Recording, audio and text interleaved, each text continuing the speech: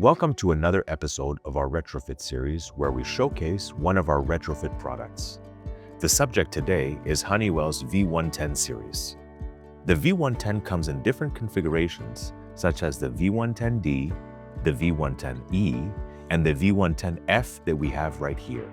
But regardless, our adapter is compatible. So you want to replace the actuator on your V110 with a modern one?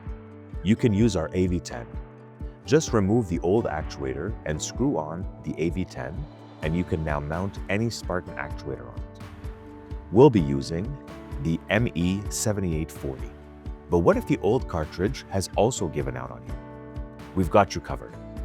Our EBH110, specifically designed to replace Honeywell's CA110 C107, upgrades your valve to a 100 psi close-off pressure. Ensure the system is not pressurized before removing the old cartridge. Screw in the EBH110 and mount the new actuator.